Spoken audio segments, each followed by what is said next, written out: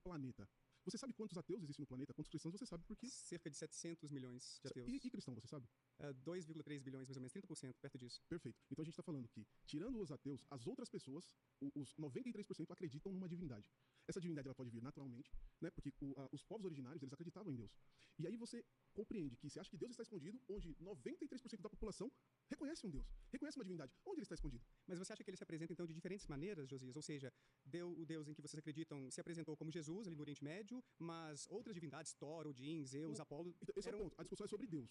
Deus, naturalmente, quando o homem ele é gerado, intrinsecamente está dentro dele. Por exemplo, você não precisa conhecer do cristianismo ou de nenhuma religião para saber o que é certo e o que é errado. Isso é inerente do ser humano. Quando eu falo para você que o argumento de um ateu, de ser ateu, propriamente ele cai porque a população mundial reconhece que existe uma divindade, reconhece que existe um Deus. Ele pode estar escondido para você porque você não quer ir para ele, mas ele não está escondido. Ele foi revelado e está revelado. Mas a maioria da população não acredita no Deus cristão. Então, o seu problema é com o cristianismo, não é contra Deus. Então você não é ateu. O seu problema está sendo contra o cristianismo. O Deus do cristianismo é o Deus dos deuses, é o Deus onipotente, onipresente, onisciente. Mas aí você incorre na falácia... Já deu. Nossa senhora. É difícil não pausar, gente, porque é muita coisa falada e, sabe? Mas vamos lá. Vamos ao começo de tudo, tá?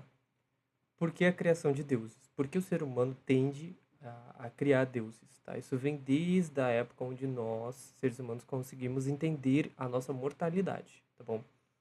A nossa mortalidade é algo que assusta qualquer ser humano. Você chega de noite na cama, você começa a pensar sobre morrer, você tem calafrios. É normal, é natural. Seu corpo sente medo porque é a inexistência. Você não sabe o que vai acontecer depois, tá bom?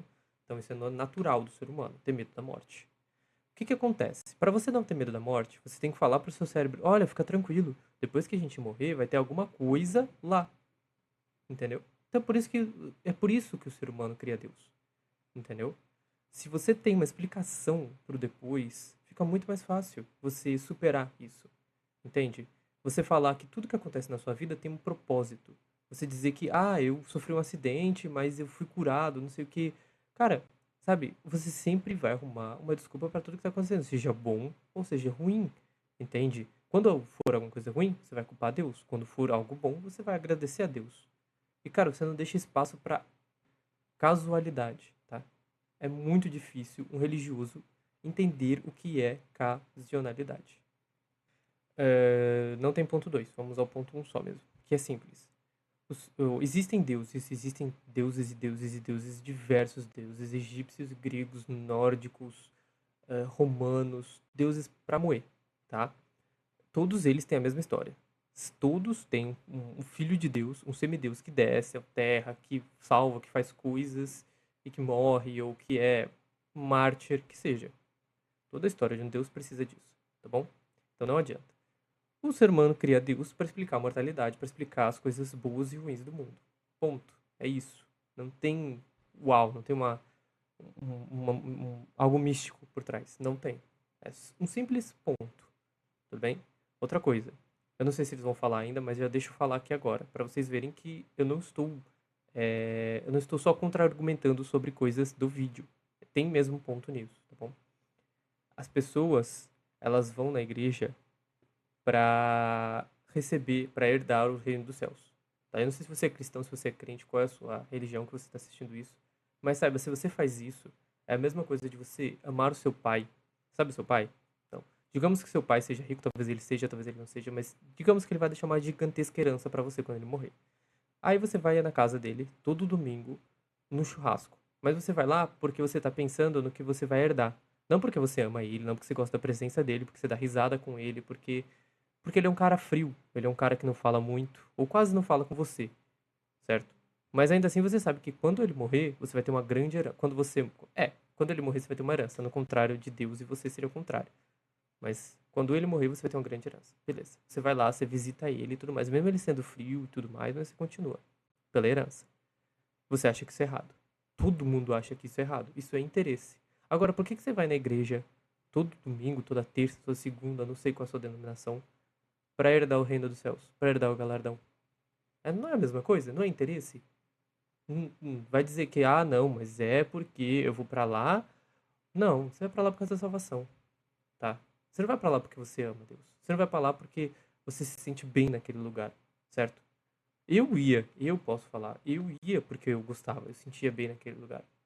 Sentia bem, às vezes, sabe, de ir em algum lugar onde eu via mais coisas, eu estudava sobre coisas, não pela religião em si, pelo estudo, pelo ganho de conhecimento, entende? Mas você vai por um motivo fútil, você continua nisso por um motivo fútil. Se você chegar pra mim e falar, ó, Júlio, eu realmente amo a Deus, eu realmente... E não é ir à igreja, entendeu? É no seu íntimo. O reino de Deus está dentro de vós, tá? Então, o reino de Deus está dentro de você. Não é sobre o que você faz fora dele. É o reino que você faz dentro de você. É sobre isso. Então, não adianta nada você chegar e falar um monte de coisa, falar tudo que você faz, se no seu íntimo você não é assim. Não adianta nada você chegar e você doar um dinheiro falando assim, nossa, eu vou dar esse dinheiro porque Deus vai me abençoar. Não, cara, ele não vai te abençoar. Olha o seu pensamento. Entendeu? Você não se abençoaria. Pelo amor, né? Então, assim, o religioso, ele gosta muito de pregar isso, tá? Agora vamos continuar, porque é sobre isso, tá bom? É sobre isso. Vamos manter o foco. Acertei. De novo. Meu nome é Matheus, tenho 21 anos, sou professor de filosofia. Estou aqui para o debate, pois acredito que a existência de Deus é absolutamente plausível e muito provável. Prazer. Olá, Daniel. Beleza? Prazer estar aqui conversando contigo. Prazer. O argumento é, se Deus existe, ele apareceria. Eu acredito que existe um erro lógico por aí, porque o fato de Deus existir não incorre, logicamente, que ele tem que aparecer. Então, A, não logo B, exatamente, Não. sabe? E argumentando primeiramente um lado mais externo. Por exemplo, a gente tem o deísmo.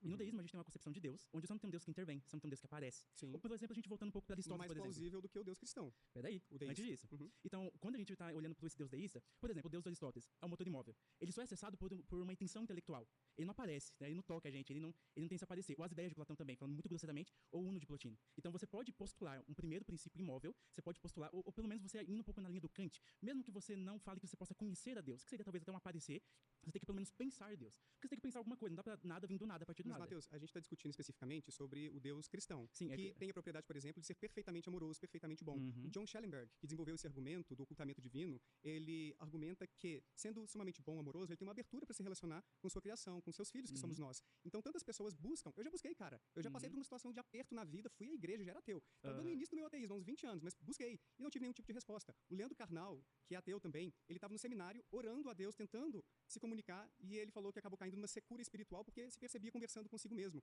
Então, existem muitas pessoas que têm uma abertura para ter essa relação com esse ser sumamente bom, amoroso, como se fosse um pai para nós, e não encontra esse tipo de resposta. Eu acho que o problema está principalmente nisso. Tá, eu entendo. Eu comecei argumentando para um lado mais externo. Quando a gente vai para a questão interna do cristianismo, eu não vejo um problema de Deus aparecer. Nós temos a revelação proposicional de Deus. Deus se revela por meio das escrituras. Nós temos a revelação na consciência, Romanos capítulo 2. Deus se revela por meio de uma lei imutável no coração. Nós temos a revelação natural de Deus. Deus é perceptível por meio das coisas criadas, que talvez alguns argumentariam por meio do design inteligente. E a gente tem uma coisa mais espantosa no cristianismo, que é o Deus que se encarna na história, né? Deus se fazendo carne, habitando entre nós, estando entre os homens. É um Deus que toca, é um Deus que veio, e um Deus que se encarna na história. Ah, se Jesus histórico, eu não estou entrando nessa questão. Mas você tem um Deus relacional. Agora, nessa questão subjetiva, se Deus pode ser acessado simplesmente pelo intelecto, se Deus é acessado talvez por um meio de graça, isso aí eu argumento subjetivamente, né? Eu sigo muito a linha de Pascal. Eu acredito que você pode ir até um local com seu intelecto, mas eu acredito que em última instância é Deus que vem pela sua graça e faz isso se abrir na gente. E por que ele não faz todos nós termos essa percepção inequívoca de sua existência? Para mim, esse é o ponto. Será que ele favorece alguns e não favorece outros? Porque imagine só pessoas que nascem em outros países, que não têm uma cultura cristã tão forte assim, eles têm menos possibilidade, menos probabilidade de se converterem ao cristianismo. Você não acha, então, que existe, talvez, um desequilíbrio nisso aí? Deus não poderia ter sido um pouco mais claro ou menos regional na sua revelação por meio de Jesus? Argumentando sobre a questão, por exemplo, de Deus ter sido regional. Nós temos as missões, que é uma missão muito grande do judaísmo, como também do cristianismo. A propagação do evangelho por meio dos locais. Por exemplo, eu citei aqui um pouco do argumento do Agostinho. Ele estava no Oriente, né? A gente tem o apóstolo Paulo surgindo agora pelo Ocidente, pregando o evangelho também. Então a gente tem um espalhado o evangelho. Deus não é, por exemplo, o fato de Deus ter encarnado no homem lá do judeu, não quer dizer que Deus foi regional,